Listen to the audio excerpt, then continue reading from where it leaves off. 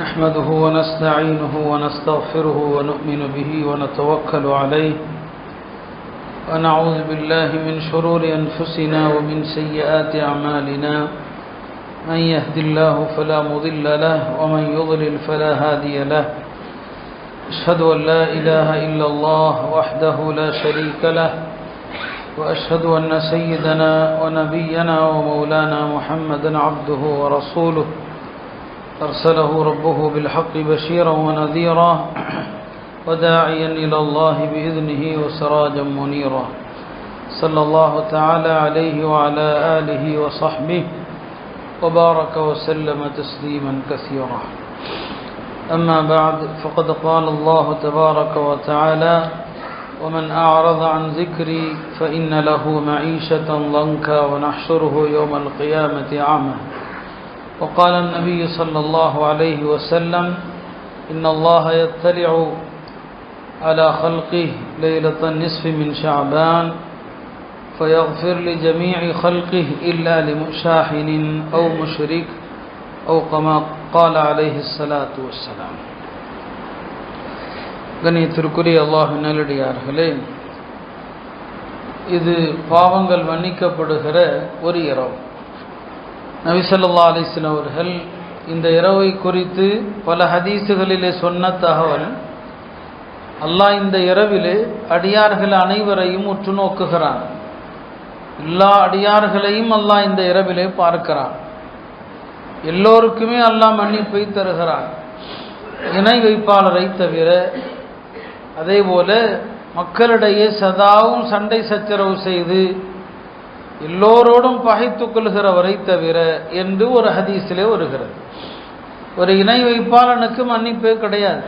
அவர் என்னதான் உலகத்திலே நல்லறங்கள் செய்தாலும், தான தர்மங்கள் உதவிகள் செய்தாலும் ஒரு இணை வைப்பாளனுக்கு மன்னிப்பு என்பது கிடையாது. அவர்களுக்கு மன்னிக்கிற பேச்சே இடமில்லை. இந்த இரவுல முஸ்லிம்களிலும் அல்லாஹ் சிலரை மன்னிப்பதில்லை.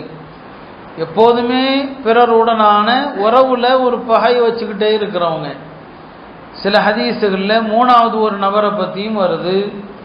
யார் தன்னுடைய கீழாடையை கரண்டைக்கு கீழ் உடுத்தி கொண்டிருக்கிறாரோ அவர்களையும் அல்லாஹ் இந்த இரவிலே மன்னிப்பதில்லை என்று வருகிறது. அப்போ சில பாவங்களை நாம் செய்வதானது சிறப்புமிக்க இரவுகளில் கூட நமக்கு மன்னிப்பை பெற்றுத் தருவதற்கு ஒரு தடையாக இருக்கிறது என்பதை நாம் புரிந்து கொள்ள வேண்டும்.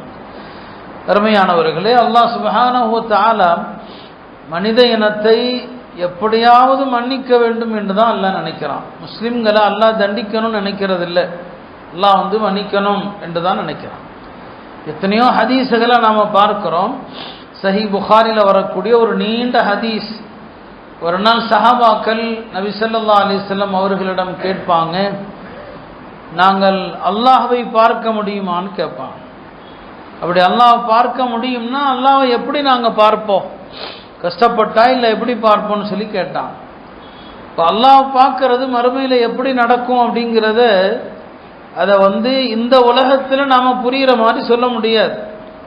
நபி ஸல்லல்லாஹு அலைஹி வஸல்லம் அவர்கள் ஒரு உதாரணத்தை சொல்லி அழகா சொன்னாங்க. அல்லாஹ் மறுமையில் பார்ப்பீங்க, எப்படி பார்ப்பீங்கன்னு சொல்லும்போது, ஒரு மேகமூட்டம் இல்லாத இரவுல நீங்கள் சந்திரனை பார்ப்பதற்கு கஷ்டப்படுவீங்களான்னு கேட்டான். இப்போ நம்ம சந்திரனை பார்க்குறோம், கஷ்டம் இல்லாமல் பார்க்குறோம், கஷ்டப்படுவீங்களான்னு கேட்டான். இல்லை. சந்திரனை பார்ப்பதற்கு ஒருத்தருக்கு ஒருத்தர் முண்டி அடிச்சுக்குவீங்களான்னு கேட்டான். இல்லை. இல்லையா, நம்ம சந்திரனை பார்க்குறோன்னா எல்லாரும் பார்க்கலாம், யார் யார் எங்கெங்கே இருக்கிறோமோ அங்கேருந்தே பார்க்கலாம்.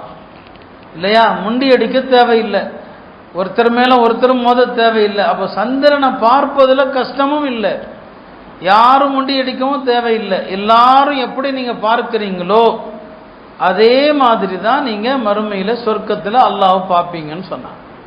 அல்லாஹ் பார்க்கறதுல எந்த விதமான சந்தேகமும் இல்லாமல் நீங்கள் அல்லாஹ் பார்ப்பீங்கன்னு சொல்லிவிட்டு ஒரு நீண்ட ஒரு ஹதீஸ், மறுமை காட்சி ஒன்றை நபி ஸல்லல்லாஹு அலைஹி வஸல்லம் சொன்னாங்க. நாளை மஹ்ஷர் மைதானத்தில் அல்லாஹ் தஆலா ஒரு வானவரை ஒரு அழைப்பு செய்யுமாறு சொல்லுவான். என்ன அழைப்பு அது? உலகத்தில் யார் எதை வணங்கி கொண்டிருந்தீர்களோ, யார் எதை வழிபட்டீர்களோ அந்தந்த கொள்கையோடு எல்லாரும் வாங்க என்று அல்லாஹ் தஆலா என்ன செய்வான், அழைப்பு கொடுப்பான். அப்போ உலகத்தில் பல்வேறு வகையான வழிபாட்டாளர்கள் இருக்கிறாங்க இல்லையா. கிறிஸ்தவர்கள் சிலுவை வணங்கினாங்க, சிலுவையோடு வருவாங்க. கல்லையும் மண்ணையும் வணங்கினவங்க அதோடு வருவாங்க. யார் எதை வழிபட்டார்களோ அவர்கள் வழிபட்ட தெய்வங்களோடு என்ன செய்வாங்க, மஹ்ஷர்ல வருவாங்க. அல்லாஹ் தஆலா எல்லா சமுதாயத்திடமும் விசாரணை செய்வான். யூதர்கள்ட்ட கேட்பான், நீங்க எதை வணங்குனீங்கன்னு சொல்லி. யூதர்கள் அல்லாஹ்வை வழிபட்டாலுமே கூட அல்லாஹ்வுக்கு என வச்சாங்க. உசைருங்கிற ஒரு நபியை அல்லாஹ்வுடைய மகன் சொன்னாங்க. இப்போ உசைரை நாங்கள் என்ன செஞ்சோம், வழிபட்டோம்னு சொல்லுவாங்க. அல்லாஹ் சொல்லுவான், நீங்கள் பொய்யுரைத்து விட்டீர்கள். அல்லாஹ்வுக்கு துணைவியும் கிடையாது, அல்லாஹ்வுக்கு பிள்ளைகளும் கிடையாது என்று அல்லாஹ் சொல்லுவான். இப்போ உங்களுக்கு என்ன வேணும் என்று அல்லாஹ் யூதர்கள்ட்ட கேட்பான். எங்களுக்கு தாகமாக இருக்கிறது, தண்ணீர் வேண்டும் என்று சொல்லுவாங்க. அல்லாஹ் அவர்களை நரகத்தில் போடுவான். அடுத்ததாக கிறிஸ்தவர்களை அழைத்து கேட்பான், நீங்க எதை வணங்கிட்டு இருந்தீங்கன்னு சொல்லி. அவங்க நாங்கள் மசீஹ் ஈசா வணங்கணும், அவங்க தான் அல்லாஹ்வுடைய மகன் சொன்னோன்னு சொல்லி. அல்லாஹ் அவர்களிடத்திலும் அதே தான் சொல்லுவான், நீங்கள் பொய்யுரைத்தீர்கள், அல்லாஹ்வுக்கு மனைவியும் இல்லை, அல்லாஹ்வுக்கு குழந்தைகளும் கிடையாது. பிறகு அவர்களையும் அல்லாஹ் தஆலா நரகத்தில் தள்ளுவான். இப்படியாக உலகத்தில் யார் எதை வணங்கினாங்களோ எல்லாம் நரகத்துக்கு போயிடுவாங்க. எல்லாரும் நரகத்துக்கு போன பிறகு அல்லாஹ் ஒரு தோற்றத்தில் வருவான். அல்லாஹுடைய தோற்றம் எப்படி இருக்கும், அது நாம இந்த உலகத்தில் கற்பனை செய்ய முடியாது. அல்லாஹ் என்ன செய்வான், ஒரு தோற்றத்தில் அல்லாஹ் வருவான். அப்படி வருகிற போது அல்லாஹ் வரக்கூடிய நேரத்தில் மலக்குமார்கள், இப்போ அல்லாஹ்வை எப்படி அறிஞ்சிக்கிறது, அல்லாஹ் வருவான், ஒரு தோற்றத்தில் வருவான். இப்போ அல்லாஹுடைய கால் தெரியும்னு வருது. இதெல்லாம் நம்ம உலகத்தில் சிந்திக்க முடியாது. என்ன வருதோ நம்பணும். அல்லாஹுடைய பாதம் தெரியும், அந்த பாதத்திற்கு சஜிதா செய்யுமாறு ஏவப்படும். சஜிதா செய்யுமாறு என்னங்க ஏவப்படும். உலகத்தில் யாரெல்லாம் ஒழுங்கா தொழுதாங்களோ அவர்களெல்லாம் அல்லாஹ்வுடைய பாதத்திற்கு சஜிதா செய்வாங்க. உலகத்தில் யார் தொழுகை விஷயத்தில் கவனம் இல்லாமல் அலட்சியமாக இருந்தாங்களோ முஸ்லீம்கள் தான். அவங்க சஜிதா செய்யலாம் நினைப்பாங்க, ஆனால் அவங்களுடைய முதுகு வளையாது, முதுகு குனியாது, ஒரு பலகை மாதிரி அப்படியே நிற்கும் என்று ஹதீஸில் என்னங்க வருது. இதெல்லாம் நபி ஸல்லல்லாஹு அலைஹி வஸல்லம் மறுமை காட்சி எப்படி எல்லாம் இருக்குங்கிறத வர்ணிக்கிறாங்க. அதற்கு பிறகு ஒரு பெரிய பாலம் ஒன்று கொண்டு வரப்படும். சஹாபாக்கள் கேட்டாங்க, யா ரசூலல்லாஹ், அந்த பாலம் என்ன அப்படின்னு கேட்டாங்க. நபி ஸல்லல்லாஹு அலைஹி வஸல்லம் அவங்க சொன்னாங்க, அந்த பாலம் தான் பலருடைய பாதங்கள் எல்லாம் சறுக்கக்கூடிய இடம். யார் அந்த பாலத்தில் தப்பிப்பாங்க, யார் அந்த பாலத்தில் சறுக்கி விழுவாங்கன்னு சொல்ல முடியாது. அந்த பாலத்தில் இரும்பு கொக்கிகள் இருக்கும், நீண்ட முட்கள் எல்லாம் இருக்கும். அந்த பாலத்தை கடந்து தான் எல்லாருமே சொர்க்கத்துக்கு போயாகணும். அந்த பாலத்தை என்னங்க கடக்கணும். இப்போ நல்ல மோமின்கள் அவர்கள் ஒரு மின்னலை போன்று அந்த பாலத்தை கடந்துருவாங்க. சிலர் கண் சிமிட்டுகிற வேகத்தில் கடந்துருவாங்க, சிலர் காற்றை போல கடப்பாங்க, சிலர் பந்தய குதிரையை போல கடப்பாங்க. இவங்கெல்லாம் நல்ல மோமின்கள் இப்படி கடந்துருவாங்க. முஸ்லிம்கள்ல ஒரு சாரா காயத்தோடு கடந்து போவாங்க, எப்படியோ கடந்துருவாங்க, ஒரு வழியாக தப்பிச்சிருவாங்க. ஆனால் அந்த பாலத்தை அவங்க லேசாக கடக்க முடியாது, அந்த இரும்பு கொக்கி மாட்டிரும், உள்ள விழுந்துருவாங்கிற நிலைமைக்கு வந்துடுவாங்க. எப்படியோ கொஞ்சம் தப்பிச்சிருவாங்க, காயங்களோடு அவர்கள் தப்பிப்பார்கள். இப்போ நிறைய பேர் நரக படுகொலியில் விழுந்துருவாங்க, நிறைய பேர் தப்பிச்சு அந்த பக்கம் வந்துடுவாங்க. இந்த தப்பித்து சென்ற முஸ்லிம்கள் அவங்க இந்த நரக பாலத்தை கடந்த பிறகு போய் பார்ப்பாங்க, உலகத்தில் தங்களோடு வாழ்ந்த, தங்களோடு தொழுத, தங்களோடு நோன்பு வச்ச பல பேரை காணோம். எங்கன்னு பார்த்தா அவங்கெல்லாம் நரக படுகொலியில் கிடப்பாங்க. இப்போ அல்லாட்ட அவங்க கேட்பாங்க, அல்லாஹ் இவங்களும் உலகத்தில் எங்களோடு வாழ்ந்த முஸ்லிம்கள் தானே, எங்களோடு இவங்களும் தொழுதாங்க, எங்களோடு நோன்பு வச்சாங்க அப்படின்னு சொல்லி. இப்போ அல்லாஹ் தஆலா சொல்லுவான், சரி அப்படியானால் இந்த நரகத்துக்கு நீங்கள் போங்க. இந்த நரகத்தில் முஸ்லிம்களில் யாருடைய உள்ளத்திலெல்லாம் ஒரு பொற்காசு, ஒரு தங்க காசு அளவுக்கு ஈமான் இருக்கிறதோ அவங்க எல்லாத்தையும் நீங்கள் வெளியேற்றுங்க, எல்லாத்தையும் வெளியேற்றுங்கன்னு சொல்லுவான் அல்லாஹ். யார்கிட்ட? மோமின்கள்கிட்ட, உன்னதமான மோமின்கள்கிட்ட அல்லாஹ் சொல்லுவான். அவங்க வருவாங்க, ஒரு பொற்காசு அளவுக்கு தங்க காசு அளவுக்கு ஈமான் உள்ள அந்த மனிதர்கள்ட்ட வந்தால் அவங்க அப்போ தான் நரகத்தில் போடப்பட்டிருப்பாங்க. சிலருக்கு நரக நெருப்பு கால் வரைக்கும், சிலருக்கு முழங்கால் வரைக்கும் வந்திருக்கும். ஆனால் அவங்க சஜிதா செய்த இடங்களை அந்த நரக நெருப்பு தீண்டாது. அல்லாஹ் சஜிதாவுடைய உறுப்புகளுக்கு அல்லாஹ் தடை உத்தரவு போட்டுருவான் நரகத்திற்கு, அந்த உறுப்புகளை தீண்டக்கூடாதுன்னு சொல்லி. இப்போ இந்த தங்க காசு அளவுக்கு ஈமான் உள்ள எல்லாத்தையும் இந்த மூமின்கள் வெளியேற்றிடுவான். இப்போ அல்லாஹ் கேட்பான், என்னப்பா வெளியேற்றிட்டீங்களான்னு சொல்லி. ஆமாம், எல்லாரையுமே நாங்கள் வெளியேற்றிட்டோம்னு சொல்லி. அடுத்து அல்லாஹ் சொல்லுவான், சரி போங்க, மறுபடியும் நரகத்துக்கு போங்க, அருகில் போங்க. யாருடைய உள்ளத்தில் ஒரு தங்க காசுல பாதி அளவுக்கு ஈமான் இருந்துச்சோ அவங்களெல்லாம் வெளியேற்றுங்க அப்படின்னு அல்லாஹ் சொல்லுவான். வருவாங்க இந்த சொர்க்கவாசிகள், வந்து பாதி அளவுக்கு தினுங்க அந்த உள்ளத்துல ஈமானுடைய மக்களை எல்லாம் வெளியேற்றுவாங்க. அல்லாஹ் கேட்பான், எல்லாத்தையும் வெளியேற்றிட்டீங்களான்னு சொல்லி. ஆமா, வெளியேற்றிட்டோன்னு சொல்லி. மறுபடியும் அல்லாஹ் சொல்லுவான், திரும்பவும் போங்க. யாருடைய உள்ளத்துல கடுகளவு ஈமான் இருக்குதோ, கடுகளவு, அவர்களை நரகத்திலிருந்து வெளியேற்றுங்க. போவாங்க, கடுகளவு ஈமான் உள்ள எல்லாரையும் வெளியேற்றிடுவாங்க. அல்லாஹ் கேட்பான், எல்லாத்தையும் வெளியேற்றிட்டீங்களான்னு சொல்லி. வெளியேற்றிட்டேன்னு சொல்லி. இப்போ அல்லாஹ் சொல்லுவான், இந்த மஹ்ஷர் மைதானத்தில் ஒரு கட்டத்தில் நபிமார்கள் எல்லாம் பரிந்துரை செஞ்சாங்க. நபிமார்கள் பரிந்துரையில் பலரை நான் விடுதலை செஞ்சு நரகத்திலிருந்து அவங்கள காப்பாற்றிட்டேன். ஒரு கட்டத்தில் மலக்குமார்கள் எல்லாம் பரிந்துரை செஞ்சாங்க. அவங்களுடைய பரிந்துரையில் பல பேரை நரகத்திலிருந்து விடுதலை செஞ்சிட்டேன். இப்போ நீங்கள் மூமின்கள் பரிந்துரை செஞ்சீங்க, உங்களுடைய பரிந்துரையால் பல பேரை நான் விடுதலை செஞ்சிட்டேன். இனி ஒரே ஒருவனுடைய பரிந்துரை தான் இருக்குது. அது யார்? அர்ஹமுர் ராஹிமீன் ஆகி என்னுடைய பரிந்துரை. எல்லாருடைய பரிந்துரை முடிஞ்சு. நபிமார்கள் பரிந்துரை, மலக்குமார்கள் பரிந்துரை, நல்லோர்கள் பரிந்துரை, அதில் எல்லாம் நிறைய பேர் என்னங்க நரகத்திலிருந்து வெளியேற்றப்படுவாங்க. அல்லாஹ்வே சொல்வான், பக்கியத் ஷஃபாஅத்தி, என்னுடைய ஷஃபாஅத்து தான் மிச்சம் இருக்குதுன்னு சொல்லி. இனி அல்லாஹ் சில பேரை நரகத்திலிருந்து எடுப்பான். அல்லாஹ் அப்படியே நரகத்தில் ஒரு கை விட்டு, அல்லாஹ்வுடைய கை எப்படி இருக்கும் நம்ம அதை கற்பனை செய்ய முடியாது. அல்லாஹ் ஒரு கைப்பிடி அளவுக்கு பல பேர் அப்படி எடுப்பான். அவங்கெல்லாம் நரகத்துக்கு போய் கரிக்கட்டையாக இருப்பாங்க. நரகத்தில் போய் கரிக்கட்டையாக இருப்பான். அல்லாஹ் அவர்களை எடுத்து ஒரு ஜீவ நதின்னு ஒன்று இருக்கும், அந்த ஜீவ நதியில் போட்டதுமே அப்படியே அவர்கள் பசுமையாக எனக்கு காய்ஞ்ச பூமி வர்ற மாதிரி புத்துணர்ச்சியோடு வருவாங்க. அவங்கள அல்லாஹ் நீங்கள் சொர்க்கத்துக்கு போங்கன்னு சொல்லுவாங்க. சொர்க்கவாசிகள் அவங்களையெல்லாம் எப்படி வரவேற்பாங்கன்னு சொன்னால், இவர்களெல்லாம் உதகா உர் ரஹ்மான், அல்லாஹ்வால் நரகத்திலிருந்து விடுதலை செய்யப்பட்டவர்கள் அப்படின்னு சொல்லி. இது ஒரு நீண்ட ஹதீஸ் புகாரில் வருது. இந்த ஹதீஸ் உணர்த்துவது என்ன? கடுகளவு ஈமான் இருந்தாலும் ஏதோ ஒரு கட்டத்தில் அல்லாஹ் அவங்கள மன்னிச்சிடலாம். சில நேரங்களில் ஆரம்பத்தில் மஹ்ஷர் மைதானத்திலே தப்பிச்சிடலாம். நபி ஸல்லல்லாஹு அலைஹி வஸல்லம் பரிந்துரையால், நல்லவர்கள் பரிந்துரையால். கடைசியில் அல்லாஹ் என்ன செய்வான்? எல்லாருடைய பரிந்துரை முடிந்த பிறகு அவன் நரகத்திலிருந்து ஒரு குவியல் அப்படி எடுப்பான். எடுத்து அவர்களை சொர்க்கத்துக்கு என்ன செய்வான்? அனுப்புவான். அந்த கொஞ்ச நேரம் இருக்கு இல்லையா, அங்கே நம்ம அந்த கொஞ்ச நேரத்தில் தப்பிச்சிடலான்னு அல்ல, அதில் பல யுகங்கள் போயிடும். அதில் பல யுகங்கள் போயிடும். இங்கே உள்ள ஒரு நாள் வேற, அங்கே உள்ள ஒரு நாள் வேற. மொத்தத்தில் அல்லாஹ் ஈமான் உள்ள யாரையும் நிரந்தரமாக நரகத்தில் போடுறதே கிடையாது. அதனால தான் குறைஞ்சபட்சம் நம்முடைய ஈமானாவது சரியாக இருக்கணும். அல்லாஹ்வுக்கு எந்த கட்டத்திலும் இனம் வச்சிடக்கூடாது, இணை வைக்கக்கூடாது. அதுக்கு தான் சொல்ல வந்த, இந்த இரவுல கூட ஷிர்க் செய்கிறவனா அல்லாஹ் மன்னிக்கிறது இல்லை.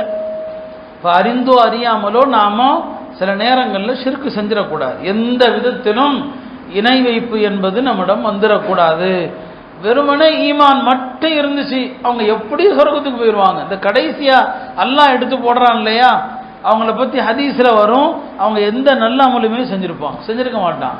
சொர்க்கவாசிகளே சொல்லுவாங்களாம், பாருப்பா உலகத்தில் எந்த அமலுமே செய்யலை, ஈமான் மட்டும்தான் இருந்துச்சு, இவங்கெல்லாம் சொர்க்கத்துக்கு வந்துட்டாங்க. அப்போ ஈமான் அப்படிங்கிறது அவ்வளோ உன்னதமானது. கடைசியாக அல்லாஹ் எல்லாத்தையும், ஈமான் உள்ள அத்தனை பேரையுமே நரகத்திலிருந்து வெளியே கொண்டு வந்துடுவான். அப்படிங்கிறதான் இந்த ஹதீஸ் நமக்கு உணர்த்துகிற பாடம். அருமையானவர்களை, இது பாவங்கள் மன்னிக்கப்படுகிற இரவு. உலகத்தில் எல்லாருமே பாவங்கள் செய்யக்கூடியவர்கள் தான், பாவமே நடக்காத யாருமே இல்லை. ஏன்னா ஆதிபிதாவான ஆதம் அலைஹிஸ்ஸலாமும் ஒரு தவறு செஞ்சிட்டாங்க. பெருமானார் சொல்லுவாங்க, ஆதம் தவறு செய்தார், அவருடைய சந்ததிகளும் தவறு செய்வாங்க. ஆதம் அலைஹிஸ்ஸலாம் மறந்தாங்க, அவருடைய சந்ததிகளும் மறந்து விட்டார்கள். அப்போ எல்லாருமே தவறு என்பது உலகத்தில் இருக்க தான் செய்யும். நபிமார்கள்ட்டையும் சின்ன சின்ன தவறுகள், அவங்க பாவம் செய்ய மாட்டாங்க நம்மள மாதிரி, சில கவனக்குறைவான சில காரியங்கள் நடந்துரும். எல்லா நபிமார்களும் ஏதாவது ஒரு சின்ன பிழை ஏற்பட்டா உடனே சொல்ற வார்த்தை என்ன? ரப்பனா வலம்னா. பாவம் செய்யறது இயல்புதான், ஆனா மனுஷன் அல்லாட்ட ஒத்துக்கொள்ளணும். யாரெல்லாம் நான் அநியாயம் பண்ணிட்டேன். ஆதம் அலைஹிஸ்ஸலாமும் ஹவ்வா அலைஹிஸ்ஸலாமும் தவறு செய்த போது அதைத்தான் சொன்னாங்க, ரப்பனா வலம்னா. மூசா அலைஹிஸ்ஸலாம் தெரியாம ஒரு மனுஷனை இப்படி லேசா தட்டினாங்க, அந்த ஆள் இறந்து போயிட்டாரு. ஆனாலும் இறந்துட்டாரு, இறப்பு எவ்வளவு பெரிய விஷயம். உடனே மூசா அலைஹிஸ்ஸலாம் சொன்ன வார்த்தை ரப்பி இன்னி வலம்து நஃப்ஸி, யாரெல்லாம் நான் தப்பு பண்ணிட்டேன், அநியாயம் பண்ணிட்டேன், ஃபக்ஃபிர்லி என்ன மன்னிச்சிரு. இந்த வார்த்தை தான் வலம்து நஃப்ஸி இல்லையா? யூனுஸ் அலைஹிஸ்ஸலாம் என்ன சொன்னாங்க? மீன் வயிற்றுக்குள்ள லா இலாஹ இல்லா அன்த சுப்ஹானக் இன்னி குன்து மினல் ஸாலிமீன். யாரெல்லாம் நான் அநியாயக்காரன். அல்லாஹ்ட்ட இந்த வார்த்தை ரொம்ப பிடிக்கும், யாரெல்லாம் நான் அநியாயக்காரன். அதனால தான் ஹஜ்ரத் அபூபக்கர் அவர்கள் நான் அத்தஹியாத்துல ஓதுவதற்கான ஒரு துவாவை எனக்கு கற்றுக் கொடுங்கள் என்று பெருமானாரிடம் கேட்டபோது நபி ஸல்லல்லாஹு அலைஹி என்ன துவா சொல்லி கொடுத்தாங்க? இப்படி சொல்வீராக, அல்லாஹும்ம இன்னி ஸலம்து நஃப்ஸி ظுல்மன் கஸீரன், யா அல்லாஹ் எனக்கு நானே ரொம்ப அநியாயம் பண்ணிட்டேன், ஃபக்ஃபிர்லி என்ன மன்னிச்சிரு, உன்னை தவிர மன்னிப்பவர்கள் யாரும் இல்லை. அப்ப இந்த வார்த்தை தாங்க ஸலம்து நஃப்ஸி. இது அடிக்கடி சொல்லிக்கிட்டே இருங்க, யா அல்லாஹ் எனக்கு நான் அநியாயம் பண்ணிட்டேன், ஸலம்து நஃப்ஸி. உங்க நாவில் எந்த அளவுக்கு இந்த வார்த்தை வருதோ அல்லாஹ்வை நீங்க அந்த அளவுக்கு நெருங்குறீங்க. இந்த வார்த்தையை அல்லாஹ் ரொம்ப விரும்புறான். அடியான் ஒத்துக்கிட்டான், நான் அநியாயக்காரன், நான் அநியாயம் செஞ்சுட்டேன். இதான் நபிமார்கள் நல்லோர்கள் எல்லாம் இதைத்தான் சொன்னாங்க, வலம்து நஃப்ஸி என்றாக. பாவம் உலகத்துல நிகழக்கூடியது தான், எல்லாரிடமிருந்து பாவம் நடக்கும், அறவே பாவமே நடக்காது என்று சொல்ல முடியாது. ஆனா அதே நேரத்தில் பாவம் நம்மிடமிருந்து நிகழ்கிற நேரத்தில் நம்மிடம் 4 குணங்கள் இருக்கணும். ஒன்று என்ன? பாவத்தை நினைச்சு வருந்தணும். நம்ம எவ்வளவு பாவம் நினைச்சிருக்கிறோம், செஞ்சு வருந்தணும். இரண்டாவது என்ன? பாவத்தை மறக்கவே கூடாது, பாவத்தை மறக்க கூடாது. மூணாவது, நான் செஞ்ச பாவத்தினால அல்லாஹ் எங்க என்ன தண்டிச்சிருவானோங்கிற பயம் வாழ்க்கை முழுவதும் இருக்கணும். நாலாவது, நாம செஞ்ச பாவத்துக்கு வாழ்க்கை பூரா வணக்கங்கள் தர்மங்கள் செய்யணும், நஃபிலான நோன்பு வைக்கணும், இதை செய்யணும். ஹஜ்ரத் உமர் ரலியல்லாஹுடைய வாழ்க்கையில நடந்த ஒரு சம்பவத்தை பாருங்க. பெருமானார் ஸல்லல்லாஹு அலைஹி வஸல்லம் அவர்கள் ஹிஜ்ரி 6ஆம் ஆண்டு ஒரு கனவு கண்டான். மதீனால ஒரு கனவு கண்டான். அப்ப மக்கா வெற்றி கொள்ளப்படலை.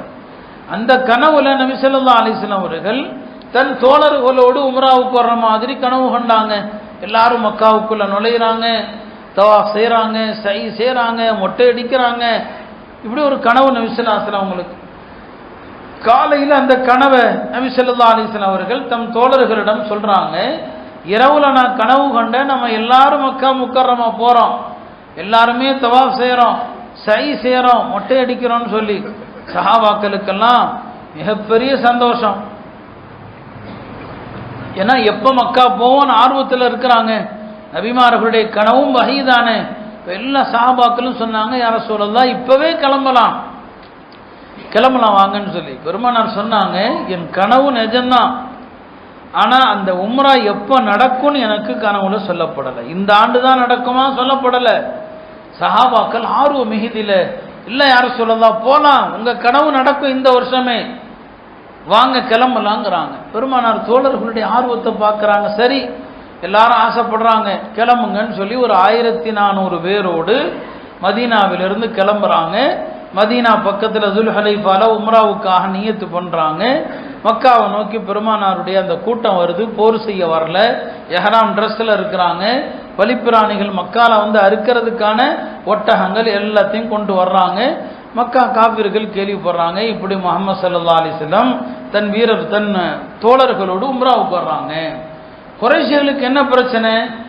அவரை இப்ப நாம உம்ரா செய்ய அனுமதி கொடுத்துட்டோம்னு சொன்னா பூரா அரபுலகத்திலும் என்ன பேச்சாயிடும்? குறைஷிகளை முஹம்மது ஸல்லல்லாஹு அலைஹி வஸல்லம் வென்று விட்டார்கள் பேச்சாயிடும்.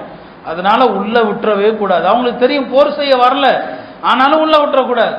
உடனே மக்கா காபிர்கள் எல்லாம் திரள்றாங்க. அப்போ ஹாலித் பின் வலீது முஸ்லீமாக அல்ல, அவர் தலைமையில ஒரு படையை அனுப்பி இந்த இடத்துல போய் நில்லுங்க, இவங்க முஸ்லிம்கள் வந்தாங்கன்னா அங்கே தடுத்து நிறுத்திடுங்க. பெருமானார் ஸல்லல்லாஹு அலைஹி வஸல்லம் அவர்கள் முன்னேறி வரும்போது தான் ஹுதைபியாங்கிற இடத்துல பெருமானார் அதை தாண்டி போக முடியல, மக்காவாசிகள் சுற்றி வளைச்சு நிற்கிறாங்க. அந்த ஹுதைபியாங்கிற இடத்துல ஒரு ஒப்பந்தம் நடக்குது. அந்த ஒப்பந்தம் வெளிப்படையாக பார்த்தா முஸ்லிம்களுக்கு பாதகமாக இருக்கிற மாதிரியான அம்சங்களாக இருந்துச்சு. ஆனால் அது பாதகமான அம்சங்கள் அல்ல. அந்த ஒப்பந்தத்தில் பல சஹாபாக்களுக்கு வருத்தம் இருந்துச்சு. நாம் இப்படியெல்லாம் ஒரு ஒப்பந்தம் செய்யணுமா காஃபிர்கள்ட்டன்னு சொல்லி. அதில் ஹஜரத் உமர் ரலியல்லாஹு அவர்கள் அந்த ஒப்பந்தத்தில் ரொம்ப அதிருப்தி அடைஞ்சிட்டாங்க. ரொம்ப ரொம்ப அதிருப்தி. அவங்க அபூபக்கர்ட்ட போய் சண்டை போடுறாங்க. இது என்ன இது, நாம் சத்தியத்தில் இருக்கிறோம், இந்த காஃபிர்கள்ட்ட போய் இப்படி சரணடையணுமான்னு சொல்லி அவங்கள்ட்ட சண்டை போடுறாங்க. அபூபக்கர் சொல்கிறாங்க, பேசாதப்பா, அவங்க அல்லாஹ்வுடைய கட்டளைப்படி தான் செயல்படுவாங்க, அல்லாஹ்வுடைய கட்டளைப்படி தான், எனவே நீ அவங்கள எதிர்த்து பேசாதேன்னு சொல்லி உமர் ரலியல்லாஹு பெருமானார்ட்டையும் என்ன செய்வாங்க, சண்டை போடுவாங்க. அவங்க மனசில் இருந்து ஆதங்கத்தில் சண்டை போட்டுருவாங்க. நிறைய சஹாபாக்களுக்கு வருத்தம் இருந்துச்சு. அல்லாஹ் தஆலா பெருமானார் ஸல்லல்லாஹு அலைஹி வஸல்லம் அவர்கள் இந்த ஒப்பந்தம் செஞ்சது முழுக்க முழுக்க கரெக்ட்னு உணர்த்துவதற்காக அல்லாஹ் ஒரு சூரா இறக்கினான். அந்த சூராவுக்கு பேரு சூரத்துல் ஃபத்ஹி. இன்னா ஃபதஹ்னா லக ஃபத்ஹம் முபீனா, நாம் உமக்கு மகத்தான வெற்றியை கொடுத்தோம். இந்த ஹுதைபியா ஒப்பந்தத்தை அல்லாஹ் வெற்றின்னு சொல்றான். அந்த சூரா இறங்கின பிறகுதான் சஹாபாக்கள் யாரெல்லாம் பெருமானாருடைய முடிவை எதிர்த்தாங்களோ அவங்கெல்லாம் வருத்தப்பட்டாங்க. அதுல முதன்மையானவங்க யாரு, ஹஜ்ரத் உமர் ரலியல்லாஹு அவர்கள். ஆஹா, நாம தப்பு செஞ்சிட்டோம், பெருமானார் ஸல்லல்லாஹு அலைஹி வஸல்லம் அவங்களை நாம எதிர்த்து பேசிட்டோம்னு சொல்லி பாருங்க. உமர் ரலியல்லாஹு அவர்கள் அவங்க எத்தனையோ இஸ்லாத்துக்கு செஞ்சாலும் பெருமானாருடைய முடிவுல அவங்க கண்ட அதிருப்தி, அதை நினைச்சு அவரு 4 காரியம் இப்ப நான் சொன்னேன் இல்லையா, உமர் சொன்னாங்க, நான் செஞ்ச அந்த பாவத்தை நான் வாழ்க்கை முழுவதும் மறக்கவே இல்லை, கை சேதப்படுவேன். ஏன் நம்ம அன்னைக்கு பெருமானார்ட்ட அப்படி பேசணும், கை சேதப்பட்டாங்க, மறக்கவே இல்லை.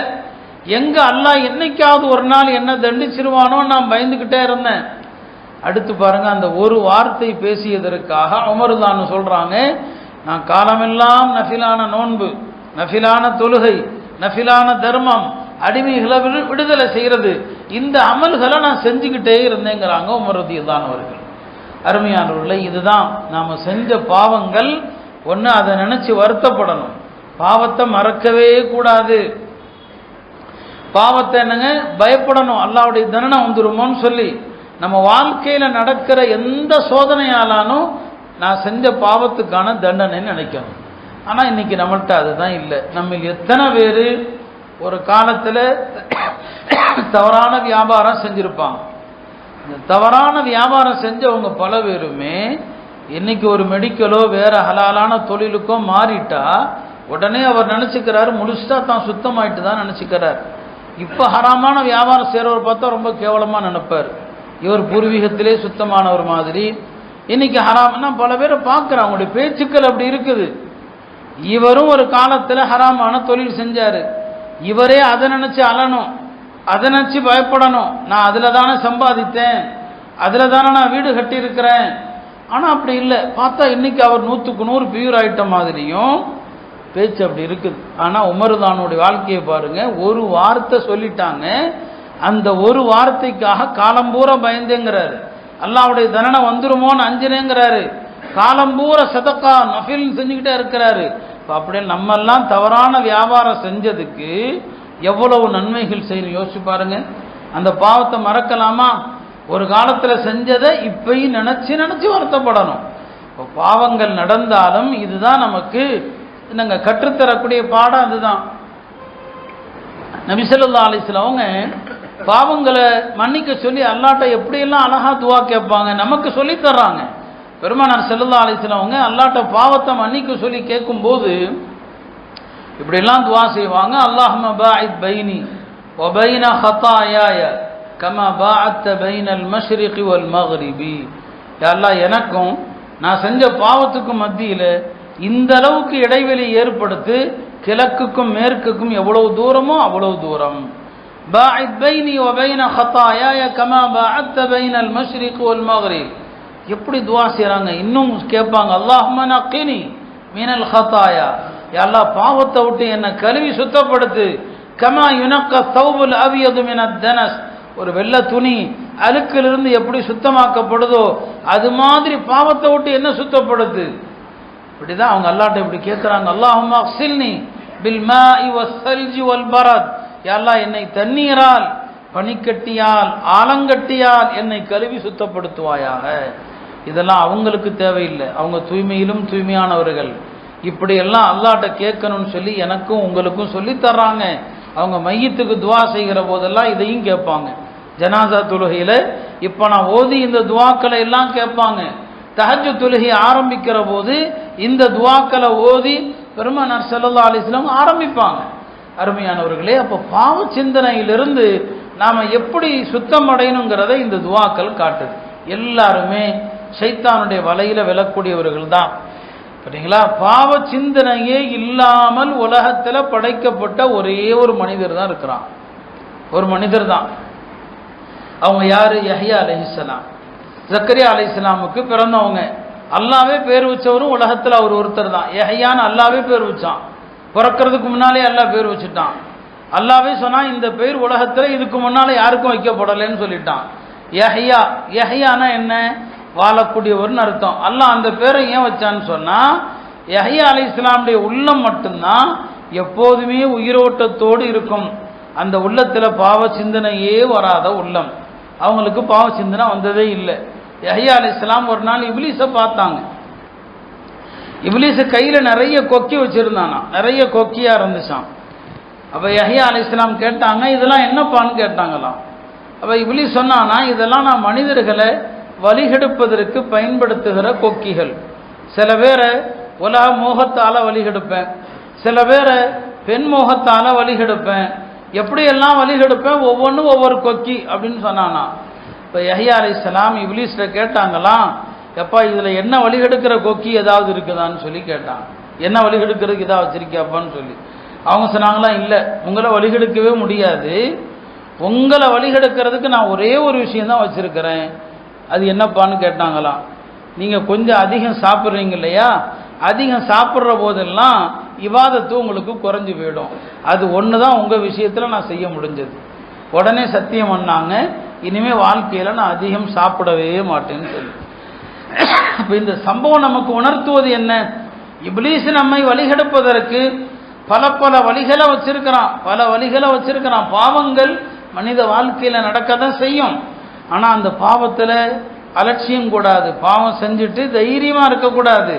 பாவம் செஞ்ச மனிதன் பயப்படணும், ஒவ்வொரு வினாடியும் பயப்படணும். என்னுடைய பாவத்தினால எனக்கு என்ன நிகழுமோ என்கிற ஒரு அச்சம் நம்முடைய வாழ்க்கையில் இருக்கணும். இது போன்ற இரவுகள் நமக்கு உணர்த்துவது அதை தான் உணர்த்துது. நம்முடைய பாவ சிந்தனையை நினைத்து வருந்துவதற்கு தான் அல்லாஹ் இது மாதிரி இரவுகளை தர்றான். சரிங்களா? ஆனால் இந்த மாதிரி இரவுகளில் கூட இஸ்திக்ஃபார் அதிகம் செய்கிறது இல்லை. நான் எப்போவுமே சொல்லுவேன், இது பயான்களுக்கான இரவு அல்ல. நம்முடைய உலமாக்கள் பெரியவர்கள் இந்த மாதிரி இரவுகளில் இன்ஃபிராதி அமல்கள் தான் செய்ய சொல்லுவாங்க. தனிப்பட்ட வணக்கங்கள், தனிப்பட்ட வழிபாடுகள், அதைத்தான் செய்ய சொல்லுவான். இருந்தாலும் நாம் கொஞ்சம் நசீஹத்து உபதேசங்கள் செய்வோமே என்பதாக கொஞ்ச நேரம் பள்ளியில் கூப்பிட்டு வச்சிருக்கிறோம், அவ்வளோதான். இந்த பயான் முடிஞ்சால் நாம் போய் வெளியில் போய் அரட்டடிக்க அதுவல்ல. தனியாக உட்காந்து இஸ்திக்ஃபார் செய்யுங்க, அல்லாஹ்ட்ட பாவ மன்னிப்பு தேடுங்க. பெருமானார் ஸல்லல்லாஹு அலைஹி வஸல்லம் சொல்லுவாங்க, யார் அதிகமாக இஸ்திக்ஃபார் செய்வாரோ அவருக்கு அல்லாஹ் 3 வகையான பலன்களை கொடுக்குறான். அதிகமாக இஸ்திக்ஃபார் செஞ்சா கவலைகளிலிருந்து அல்லாஹ் அவருக்கு விடுதலையை தர்றான், நெருக்கடிகளிலிருந்து அல்லாஹ் அவருக்கு விடுதலையை தர்றான், அல்லாஹ் அவருக்கு அறியாத புறத்திலிருந்து வாழ்வாதாரத்தை கொடுக்குறான். பாருங்க, இஸ்திக்ஃபார் தான். அல்லாஹ்ட்ட அல்லாஹ் என்ன மன்னிச்சிரு, உட்காரும் போது சொல்லுங்க, எழுந்திருக்கும் போது சொல்லுங்க, வண்டி ஓட்டுறீங்களா அல்லாஹ் என்ன மன்னிச்சிரு. அல்லாஹ்ட்ட பாவ மன்னிப்பு கேட்டுக்கொண்டே இருந்தால் கவலைகள், சரிங்களா, நெருக்கடிகள், இந்த ரெண்டிலிருந்து விடுதலை அல்லாஹ் கொடுக்கிறான். அறியாத புறத்தில் இருந்து அல்லாஹ் வாழ்வாதாரத்தை கொடுக்கிறான் என்று பெருமானார் ஸல்லல்லாஹு அலைஹி வஸல்லம் சொன்னாங்க. ரசூல் ஸல்லல்லாஹு அலைஹி வஸல்லம் அவர்கள் ஒரு மஜ்லிஸில் உட்கார்ந்தாங்கன்னா உதட அசைந்து கொண்டே தான் இருக்கும். சஹாபாக்கள் பக்கத்தில் போய் கவனிப்பாங்க. பார்த்தா நபி ஸல்லல்லாஹு சொல்லியிருப்பாங்க, ரப்பி கஃபிர்லி ரப்பி கஃபிர்லி ரப்பி கஃபிர்லி, யா அல்லாஹ் என்ன மன்னிச்சிரு, யா அல்லாஹ் என்ன மன்னிச்சிரு. யார்? நபி ஸல்லல்லாஹு அலைஹி வஸல்லம் சொன்னாங்க, ஒரு நாளைக்கு நான் 100 முறை அல்லாஹ்விடத்தில் நான் பாவ மன்னிப்பு தேடுகிறேன்னு சொன்னாங்க. நபி ஸல்லல்லாஹு அலைஹி வஸல்லம் அவர்கள் 100 முறை பாவ மன்னிப்பு தேடினால் நாம் ஒரு நாளைக்கு எத்தனை முறை பாவ மன்னிப்பு தேட வேண்டும் அருமையானவர்களே. அந்த வாய்ப்பினை அல்லாஹ் இது போன்ற இரவுகள் வழியாக தரான். ஒரு வகையில் ஷாபான் 15 அன்றைக்கு அல்லாஹ் இந்த இரவை தந்ததில் ரமதானுக்கு முன்னால நாம் எல்லாம் பாவ மன்னிப்பு தேடி அல்லாஹ்விடத்தில் சுத்தமாக இந்த ரமதான் மாதத்தை அடையணும், அதற்காக வேண்டியும் தருகிறான். இந்த இரவு குறித்து நிறைய ஹதீஸுகள் இருக்கிறது சரிங்களா. அதில் சில தகவல்களில் இந்த இரவுல ஒரு ஆண்டில் மரணிக்கக்கூடிய எல்லாருடைய பட்டியலும் அல்லாஹ் மலக்குமார்கள்ட்ட கொடுக்குறான்னு இருக்குது. அப்படியானால் கடந்த ஆண்டு இதே இரவுல இந்த வருஷத்துக்குள்ள மரணிக்கிற எத்தனையோ பேருடைய பட்டியல் இன்றைக்கு அவங்க நம்ம முன்னால இல்லை. கடந்த ஆண்டு நாம நினைச்சிருக்க மாட்டோம் அவங்கெல்லாம் இந்த வருஷம் இருக்க மாட்டாங்கன்னு சொல்லி. இப்போ அவங்கெல்லாம் மௌத்தா போயிட்டாங்க இல்லையா. யாருக்கு எப்போது மரணம் தெரியாது. உலக அழிவு நாள் நெருங்க நெருங்க திடீர் மரணங்கள் தான். ராத்திரி படுப்பாரு, காலையில் எழுந்திருக்க மாட்டார். அத்தகைய ஒரு காலத்தில் தான் நாம் வாழ்ந்துகிட்டு இருக்கிறோம். இந்த காலத்தில் நமக்கு பாவ மன்னிப்பு இஸ்திக்ஃபார் என்பது எவ்வளவு அவசியமானது என்பதை நாம் எண்ணி பார்க்கணும். எனவே அருமையானவர்களே, பாவங்களை அல்லாட்ட மன்னிக்க சொல்லி கெஞ்சக்கூடிய ஒரு இரவாகத்தான் இந்த இரவு ஆக்கியிருக்கிறான். எனவே அல்லாட்ட அதிகமாக இஸ்திக்ஃபார் செய்யுங்க. அதே போல அருமையானவர்களே, மனிதர்களுடனான உறவுகள், அந்த உறவுகளை சீராக்குங்க. நான் பல தடவை மீண்டும் மீண்டும் திரும்ப திரும்ப சொல்வது அதுதான். மக்களுடனான உறவு இருக்கிறது, அதைத்தான் அல்லாஹ் ரொம்ப கவனிப்பான். அல்லாஹ்வுடனான உறவுல நீங்க என்னதான் தப்பு செஞ்சாலும் அல்லாஹ் என்ன சொல்லுவான்னு சொன்னா, நான் தேவையற்றவன், அல்லாஹ்வுக்கு தேவையில்லை, அவன் சமது, அல்லாஹ் கனி. நீங்க அவனுடனான உறவுல அவனுக்கு செய்ய வேண்டிய வணக்கத்துல என்னதான் நீங்க முன்ன பின்ன குறை வச்சாலும் அல்லாஹ் மன்னிச்சிருவான் இல்லையா. ஆனா அடியார்களுடனான உறவு இருக்கிறது, அதுல குறை வச்சா அல்லாஹ் மன்னிக்க மாட்டான். அதுல குறை வச்சா அல்லாஹ் ரொம்ப கடுமையாக ஆகுவான். அது பெற்றோர்களானாலும் சரி, பிள்ளைகளானாலும் சரி, சகோதரர்களானாலும் சரி, சக முஸ்லிம்களானாலும் சரி, அந்த உறவு தான் ரொம்ப கவனிக்கத்தக்கது இல்லையா. ஒரு 3 பேர் ஒரு குகைக்குள்ள மழைக்காக ஒதுங்கினாங்க. ஒதுங்கிற நேரத்தில் பார்த்து ஒரு பாறை குகை வாசலை அடைச்சிருச்சு. இப்போ அந்த 3 பேரும் என்ன செய்வது? ஒரு பாறையை போய் தள்ள முடியுமா? முடியாது. இப்போ அல்லாட்ட அவங்களாம் முடிவு பண்ணாங்க, வாழ்க்கையில் நாம் செஞ்ச அமல்களில் அல்லாஹ்வுக்கு பிடிச்சமான ஒரு அமல் இருக்கும் இல்லையா, அந்த அமலை சொல்லி கேட்போம், கண்டிப்பாக இந்த பாறை வேலாகும். அப்படி 3 பேரும் கேட்டாங்க. அதில் ஒரு நபர் என்ன கேட்டார்? அவருடைய அமல் என்ன? அவர் சொன்னார், என்னுடைய வயதான பெற்றோர்கள், இரவுல நான் தான் அவங்களுக்கு நான் பால் கொடுப்பேன், அதை குடித்த பிறகு தான் அவங்க தூங்குவாங்க. ஒரு நாள் நான் வரும்போது அவங்க தூங்கிட்டாங்க. என் பாலை கொண்டுட்டு அவங்க பக்கத்தில் அவங்க காலுக்கடியிலே உட்காந்துட்டேன். என் குழந்தைகளெல்லாம் பார்த்துக்கிட்டு இருக்குது, அவங்கள தூங்க வச்சுட்டேன். என் தாய் தந்தையர் குடிக்காம இந்த பாலை யாரும் குடிக்கிறதில்ல. அவங்க எப்போ ராத்திரி எஞ்சாங்களோ எஞ்சிக்கிற வரைக்கும் உட்காந்துக்கிட்டேன். அவங்க எழுந்த பிறகு அவங்களுக்கு இரவுக்கான அந்த உணவை கொடுத்தேன். அல்லாஹ் இந்த அமல் உனக்கு பிடிச்சிருந்தா இந்த பாறையை விளக்கு சொன்னாரு. பாறை விலகிடுச்சு. தாய் தந்தையரை மதிச்சார். என்ன செஞ்சாரு? தூங்கிட்டு இருந்தவங்க பக்கத்தில் உட்காந்துக்கிட்டார் இல்லையா. நம்ம தாயோ தந்தையோ தூங்கினாங்கன்னா அவங்க பக்கத்தில் உட்காந்து அவங்கள பாருங்க, பக்கத்தில் உட்காந்து அவங்கள பாருங்க. நான் பெற்றோர் எல்லாருக்கும் சொல்றது அதான், நம்ம தாய் தந்தையரை மதிக்கிறது இல்லை. சின்ன சின்ன விஷயங்களை நினைச்சு அவங்கள சங்கடப்படுத்துறோம். பெற்றோர்கள் தூங்குனா அவங்க கிட்ட உட்காருங்க. ராத்திரி கொஞ்ச நேரம் உட்கார்ந்து அப்போது முஹம்மது பின் முன்கதிர் சொல்லுவாங்க, அவங்க தாயார் தூங்கும்போது பக்கத்தில் உட்காந்துக்குவாங்க. தாயார் தூங்கும்போது பக்கத்தில் உட்காந்துக்குவாங்க. அவங்களுடைய சகோதரர் ஒருத்தர் இருந்தார், அவர் ராத்திரியெல்லாம் தஹஜ்ஜத் தொழுதுட்டு இருப்பார். முஹம்மது பின் முன்கதிர் சொல்லுவாங்க, தஹஜ்ஜத் தொழக்கூடிய அவருடைய இரவை விட தாய்க்கு அருகில் உட்கார்ந்திருக்கிற என்னுடைய இரவு தான் அல்லாஹ்விடத்தில் பாக்கியமிக்கதும் பார். அவர் தஹஜ்ஜத் தொழுகிறார். அந்த இரவை விட நான் என் தாய்க்கு பக்கத்தில் உட்கார்ந்துருக்கேன், அவங்க இரவுல எப்போ எஞ்சாலும் தண்ணி கேட்கலாம் சொல்றார். இரவுல எப்போ எஞ்சாலும் ஒரு வேலையை சொல்லலாம். என் தாய்க்கு எப்போ வேலை செய்யணும் அது தேவைப்படுமோ அப்போ நான் தயாராக இருப்பேன். நான் தக்பீர் கட்டினா என் தாயினுடைய வேலை போயிடும். என்னுடைய இந்த இரவு தான் அல்லாஹ்ட்ட பாக்கியம் மிக்கதுன்னு சொன்னாங்க. அருமையானவர்களே, நாம் அந்த பெற்றோர்களுடைய கடன், அவங்க பெற்றெடுத்த அந்த உபகாரம் இருக்கு இல்லையா, உலகத்தில் நீங்கள் என்ன செஞ்சாலும் அதற்கு ஈடே கிடையாது. நம்ம என்ன சொன்னாலும் இந்த வாலிபர்கள் எதையாவது சொல்லுவோம், இல்லைங்க அது அப்படி பண்ணுறாரு இப்படி பண்ணுறாரு, எங்கள் அத்தா அதை செய்கிறாரு, எங்கள் அம்மா அதை செய்கிறாரு, என்னமோ செய்யட்டும். பொண்டாட்டிக்காக பெற்றோர்களை பகைக்காத, பொண்டாட்டியை தனியாக வேணான்னு வச்சுக்க. ஆனால் தாய் தந்தையரை பார்க்கணும். தாய் தந்தையருடைய ஹிதமத்துக்காக எவ்வளவு சம்பளத்துக்கு வேணாலும் ஆளை போடு, தாய் தந்தையரை மட்டும் தயவு செய்து பகைக்கக்கூடாது. அவங்க என்ன வேணாலும் பேசட்டும், அப்படிதான் மார்க்க சொல்லுது. இதில் நாம் மார்க்கத்தினுடைய அடிமைகள். அல்லாஹ்வும் ரசூலும் அதை சொல்கிறாங்க, இதான் நீ செஞ்ச அகனம்.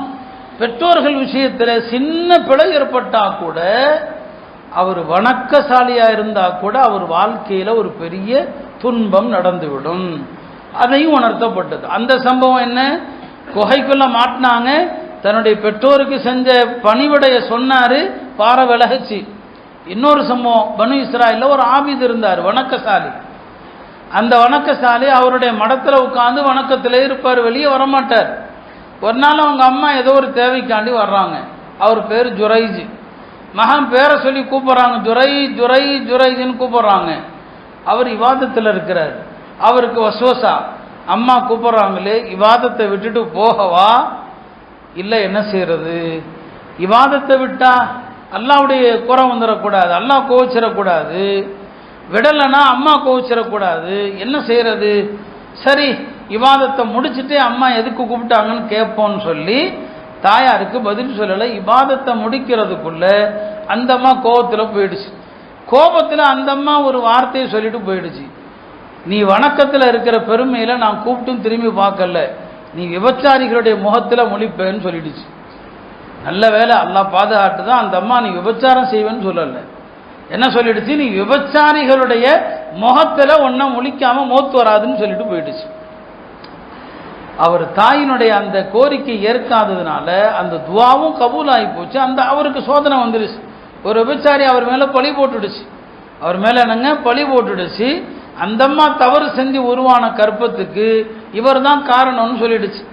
மக்கள் எல்லாம் என்ன பண்ணாங்க, அவருடைய மடத்தை இடிச்சாங்க. இப்படி அநியாயம் பண்ணிட்ட நீ நல்லவன் சொல்லி. ஆனால் அவர் தப்பு செய்யலை.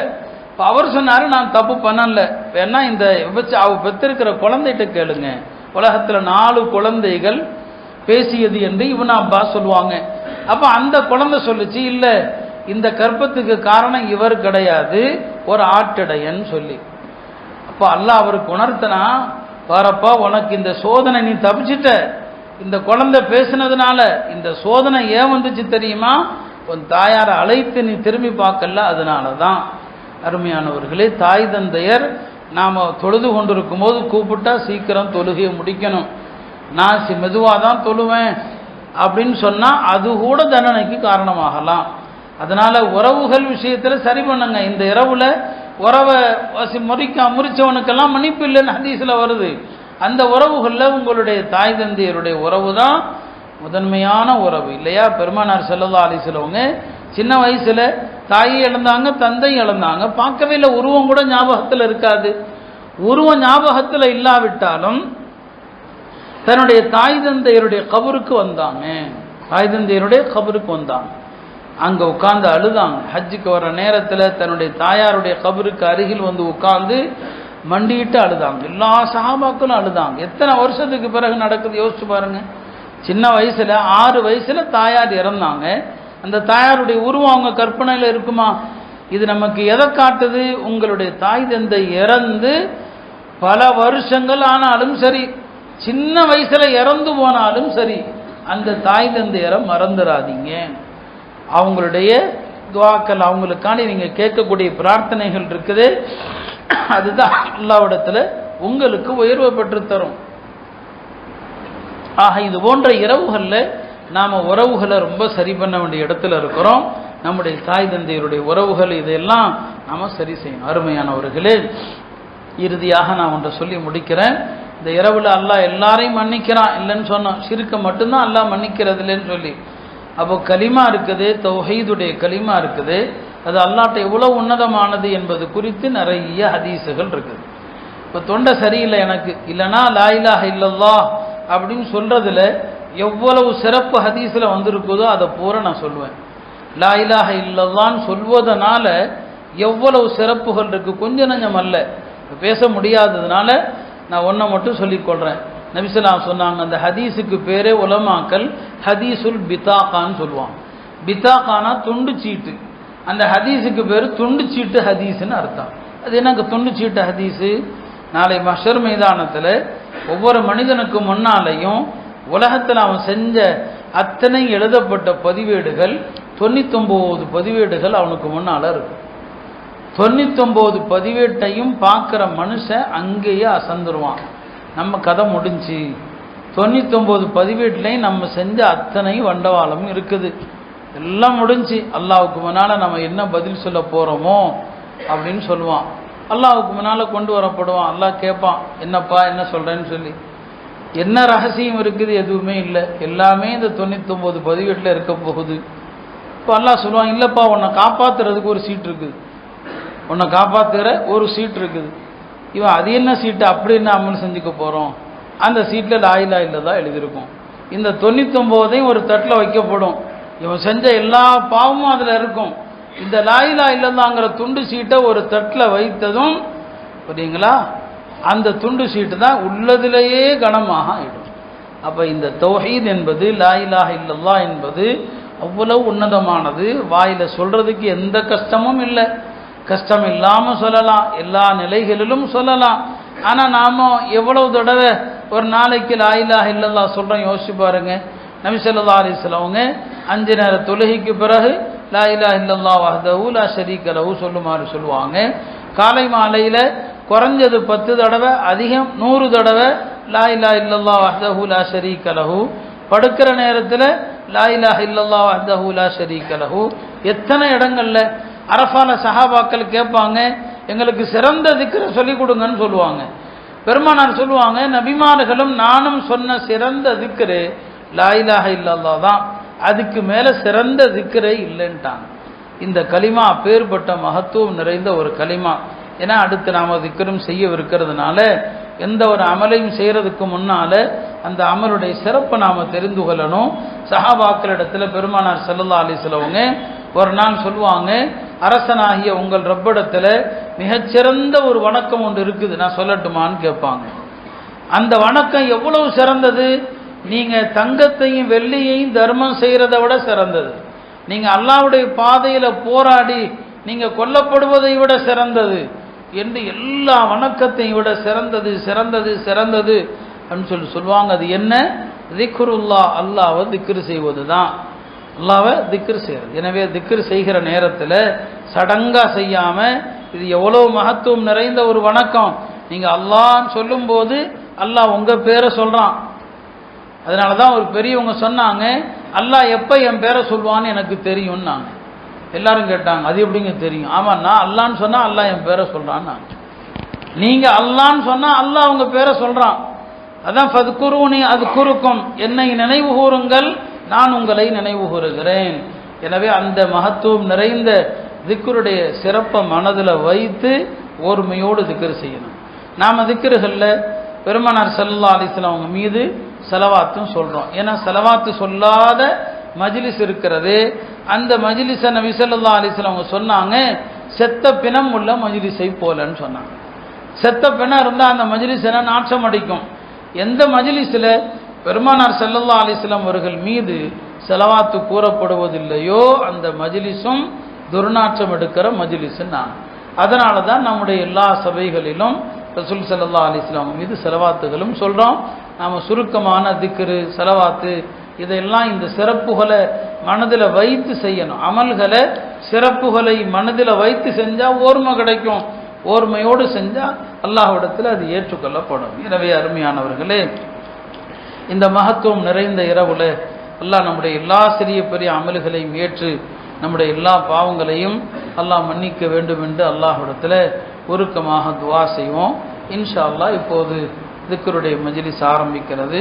நான் சொன்னது போல மன ஊர்மையோடு அல்லாஹ் நம்மை நினைக்கிறான் என்ற அர்த்தத்தோடு அல்லாஹுடைய திருநாமத்தை கண்ணியத்தோடு உச்சரிக்கணும். அல்லாஹுடைய திருநாமத்தை சங்கடத்தோடு உச்சரிக்கக்கூடாது.